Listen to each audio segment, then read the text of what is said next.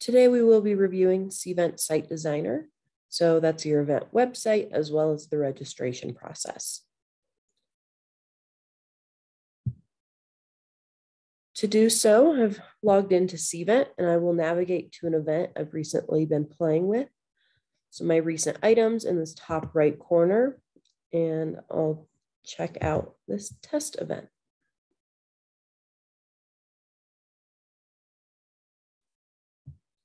So when I create events, I very much follow this navigation presented on the left.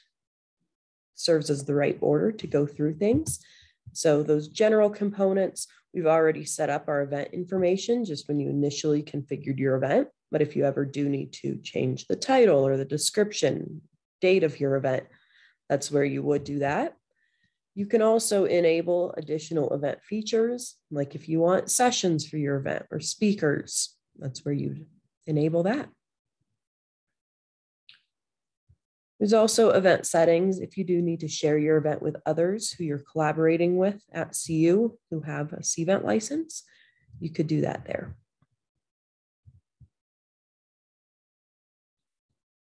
But today we'll be focusing heavily under this website component. We'll need to click on Event Website in that navigation. Then from there, we do see this blue button to open our site designer, which is automatically where I tend to go. So we've opened our site designer, and I'll highlight a couple things here. So we've got this pane on the left, gives you a great preview of what these pages will look like. Also on the right have different widgets, as they call it in Cvent, that you can drag and drop into your site. Makes really customizing it easy. On the left, we have a navigation to get to different pages, whether it's on the website, where people might just be checking out information on your event before they actually start registering. So these more registration pages that you're also able to navigate to, preview, but where people would start actually registering for your event and inputting some information. So that will be key to navigating across your website and those registration pages to create and customize them. Across the top, we also have these undo and redo arrows. There's also the ability to publish your website, which is somewhat similar to saving, except publishing it, if your website is live, is going to make those save changes public. So sometimes you do just want to save and you're not ready to make it fully published yet. There's this very handy device preview as well, so you can see how this renders across different devices. Which should look pretty good automatically.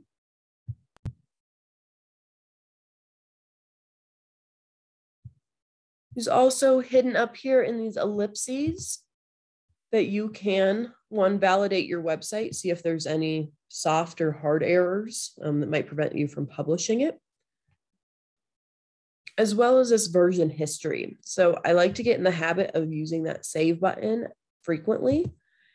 And that way, if you ever start going in a direction that you really don't like, you can always go back to something different. So you can even add a note in here to remember which version you might want to revert back to. One of the biggest tips that I have for folks, and where I often see a lot of inefficiency in how people are working, is that they are not leveraging the theme. So the theme is these overarching styles that should be applied to every page and every widget within your website and registration form.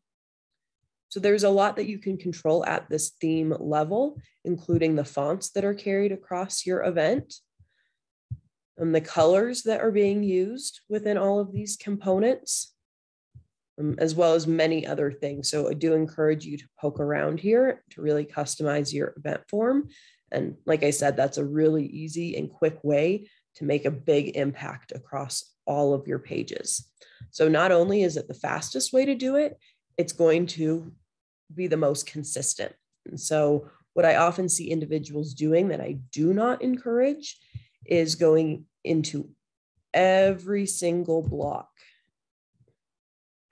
and customizing it. And so, sorry, going back to the theme, I will go ahead and change my font.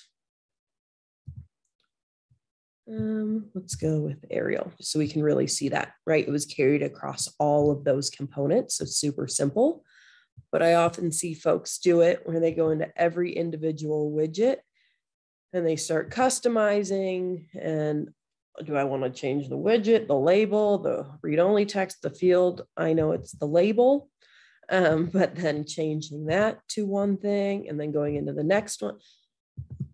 So if I ever hear individuals say this experience is making me click a lot, my guess is that's what you're doing. So always leverage that theme.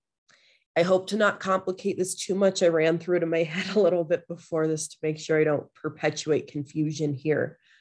If individuals have gone ahead and customized at the individual widget level, it's essentially disregarding the theme.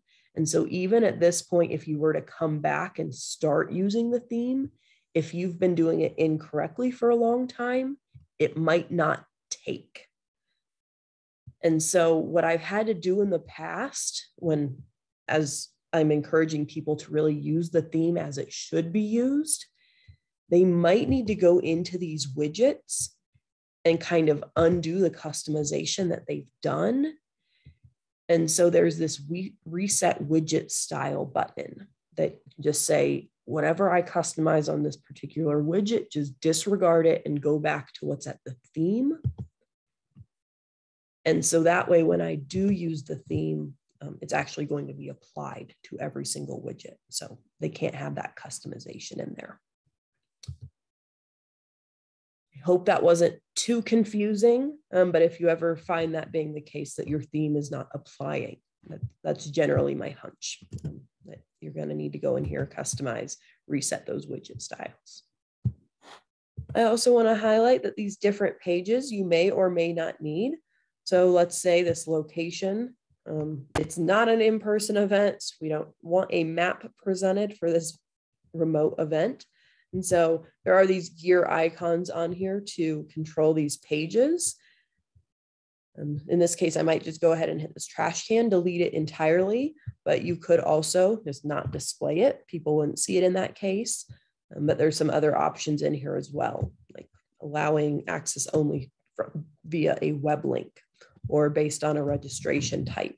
So I'm not going to get too deep into those, but could be of interest to some.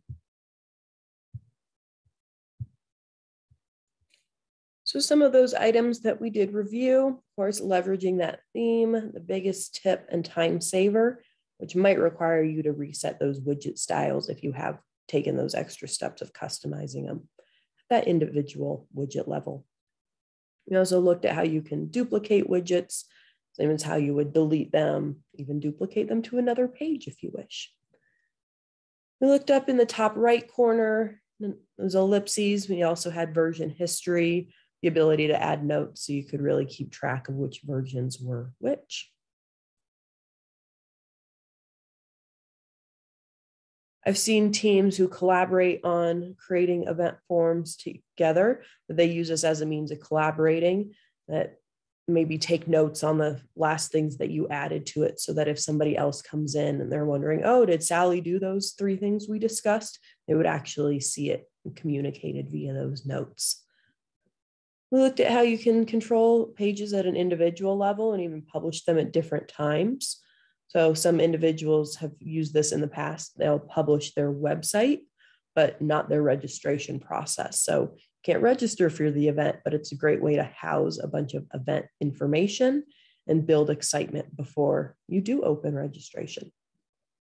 I also mentioned those hidden pages. Maybe you have reason to have a bunch of event information up there that you don't want completely public, so you can have it hidden and only accessible via a web link. I do want to mention, if you touch the colors of the theme, that is perfectly fine, but one tip, that you'll want the top 3 colors to contrast heavily to the 4th and the 5th color. And that's just going to, based on how and where these colors are applied, have a good contrast. So it's really an accessibility and a readability standard that you're not going to want a lot of light text on a light background. So this should, for the most part, get you a high contrast that's good across the board. So we can think about that in the opposite direction as well. Maybe you want a lighter color scheme, that's fine, but have those lighter colors in your color 1, 2, and 3, and have your colors 4 and 5 contrast to that. So much darker here, black and a dark gray. As I'm sure you will, swap in images for your event. I always want to highlight this little cheat sheet. I have it printed out, have it accessible on my computer. I never quite remember some of these parameters. I know the 1920 is a little odd to me, so easily forgettable. So a great thing to quickly reference. Just a quick mention around rules of writing, ensuring that your website and registration is as scannable as possible. I love using bullet points, obviously, all across the presentations, as well as numbered lists, and really using those 2 items when they are relevant. If you're indicating steps, they really need to happen 1, 2, 3 in that order. Make sure you're using a numbered list and not bullet points. I also like to use lots of headings, supports that information architecture, whether people are using a screen reader or visually going through.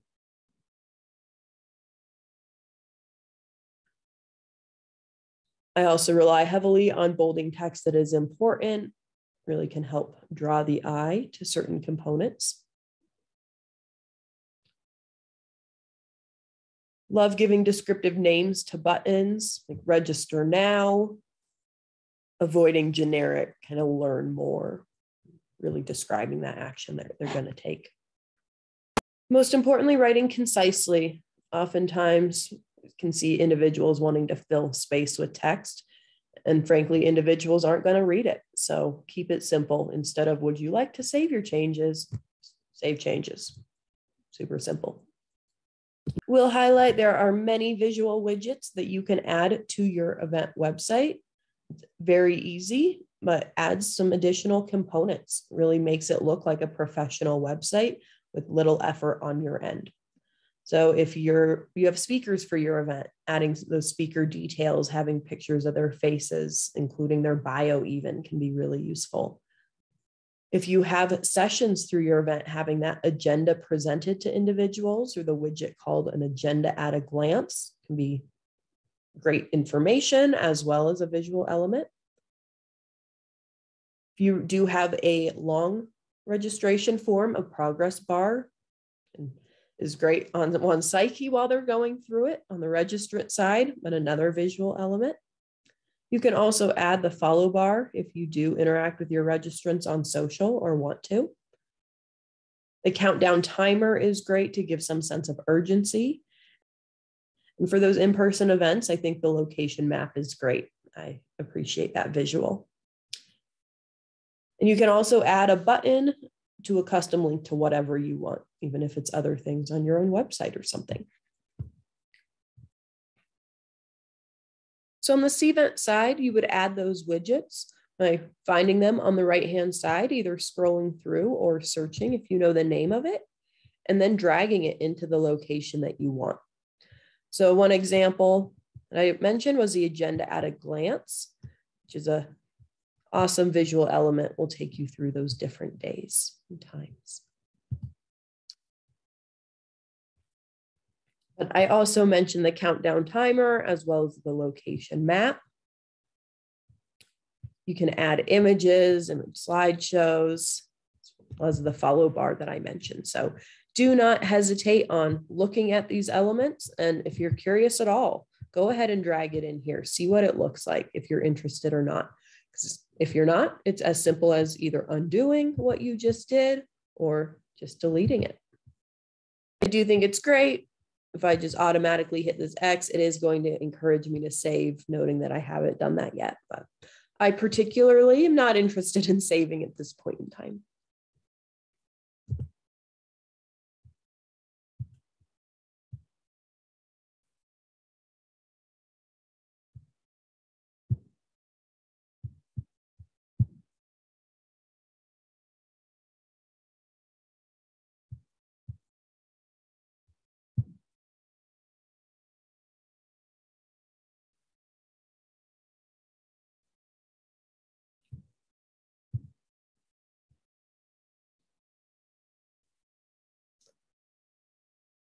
Moving on to more of the registration process, just a couple tips that really make required fields required and optional ones optional. I'll see folks require individuals to answer 20 questions while registering for an event. I ask them what they're using it for. Like, I don't know. I wanted to fill it with something, and it's not really the right approach. Just minimize barriers, make it as simple as possible for them to register for your event while you get what you need.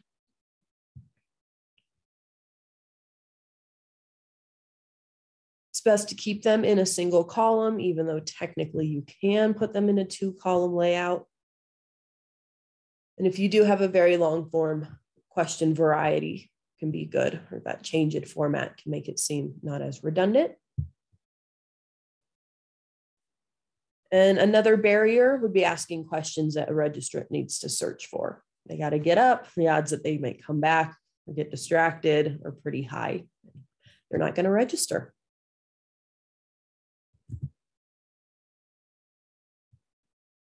We mentioned that variety in question format. Cvent does allow you to have either radio buttons as well as drop-down lists.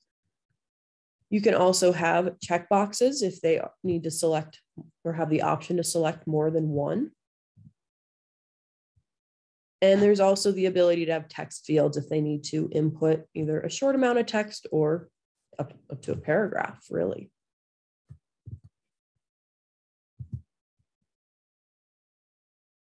So still within our site designer, I'm just going to use the top navigation to get to my registration pages.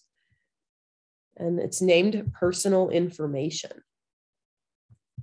So once we're in this registration component, the widgets that you see on the right-hand side are going to be a little different. They're registration focused.